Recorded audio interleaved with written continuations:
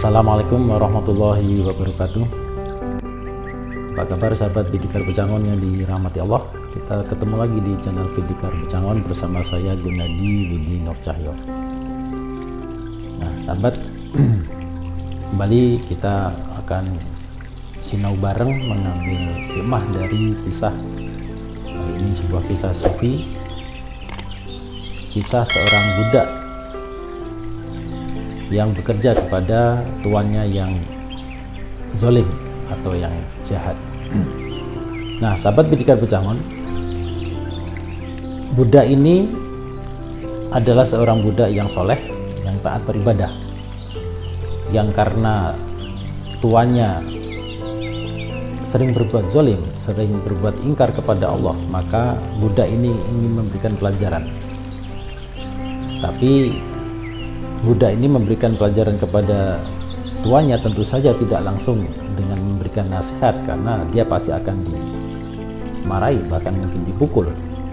Apa daya seorang budak yang menasihati tuannya? Tentu tuannya nggak akan mau dengar.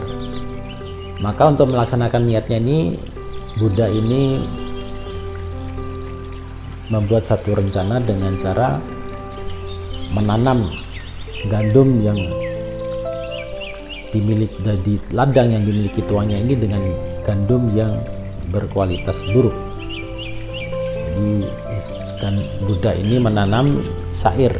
Ya, syair ini bukan syair puisi atau karya-karya sastra, tapi sejenis gandum yang berkualitas buruk.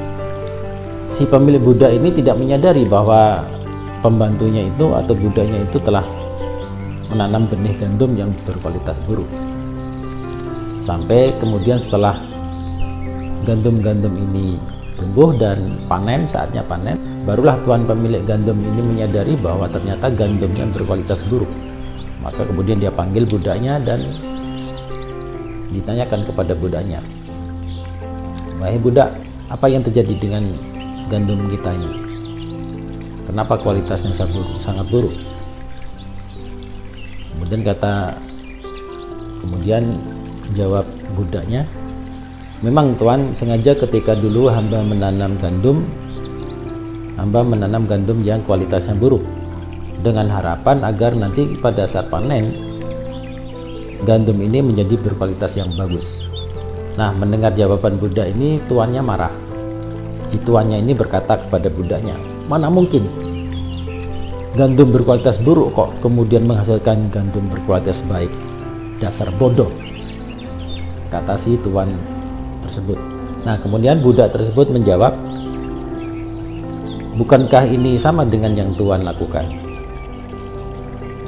"Apa maksudmu?" kata tuannya. "Selama ini tuan sering berbuat zalim dan berbuat durhaka kepada Allah. Tuan melanggar perintah Allah, tetapi tuan berharap untuk mendapatkan rahmatnya. Bukankah itu sama saja seperti menanam gandum berkualitas buruk dengan mengharapkan panen gandum berkualitas baik?" Nah, sahabat Bidikar Becangon, jawaban dari budak ini merupakan satu sindiran yang membuat tuannya ini berpikir, menyadari bahwa selama ini dia telah melakukan perbuatan salah, berbuat zalim, tetapi dia selalu mengharapkan untuk mendapatkan rahmat dari Allah Subhanahu wa Ta'ala. Itu sama saja seperti menanam gandum berkualitas buruk dengan untuk mengharapkan panen gandum berkualitas baik, dan ini merupakan hal yang mustahil. Bidikar Becangon, kisah ini memberikan pelajaran bagi kita bahwa dunia ini adalah tempat untuk bertanam, ibaratnya kebun atau ladang atau sawah. Kita dianjurkan untuk menanam benih. Kita menanam sebenih sebanyak-banyaknya agar satu saat nanti kita akan panen. Panennya bukan ketika kita di dunia, tapi ketika kita sudah sampai di akhirat. Nah, menanam yang dimaksud di sini adalah untuk melakukan amal kebajikan, untuk melakukan amal soleh, amal yang bermanfaat. Sehingga dengan melakukan banyak amal soleh dan amal kebaikan, insya Allah di akhirat kelak kita akan juga memanen hasil kebaikan yang kita lakukan ketika di dunia. Allah akan balas semua kebaikan kita dengan pahala, dan Allah balas dengan surga. Sebaliknya, jika selama di dunia kita selalu berbuat jahat, selalu berbuat zalim, ibarat menanam benih yang buruk, maka hasilnya pasti akan buruk juga. Tidak mungkin perbuatan buruk kok menghasilkan kebaikan. Maka selagi kita hidup di dunia, kita dianjurkan untuk selalu berbuat baik. Nah, bagi orang yang seketika di dunia selalu melakukan keburukan, berbuat jahat dan berbuat zalim, maka pasti di akhirat Allah akan balas dengan balasan yang setimpal, dengan siksa yang berat di neraka. Nah, sahabat Pendekar Becangon, kisah sederhana ini memberikan satu pelajaran bagi kita untuk selalu menebar kebaikan di dunia ini. Hindari berbuat zalim, dan mari kita berlomba-lomba untuk melakukan kebaikan. Fastabiqul khairat. Nah, demikian sahabat, kisah sederhana ini semoga dapat memberikan manfaat, memberikan kita inspirasi, motivasi untuk selalu berbuat baik ketika kita di dunia ini. Semoga pesan ini bisa kita amalkan, terutama diri saya sendiri yang menyampaikan.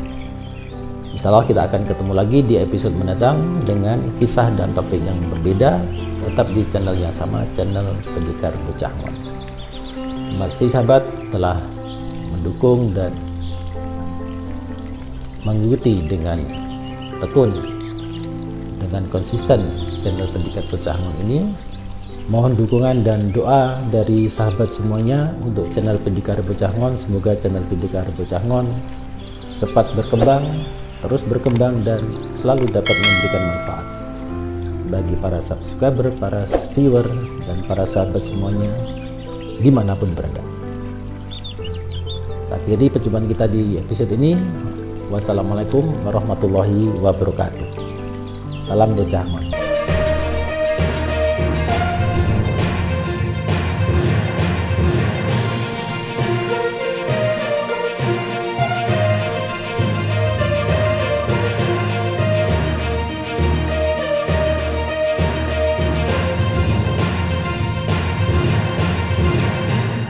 Memang Tuhan sengaja dulu ketika hamba menanam budak, mendengar kemarahan,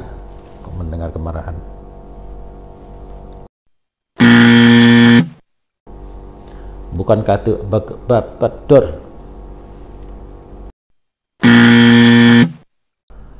sehingga dengan banyak melakukan amal perbaikan, ulangi,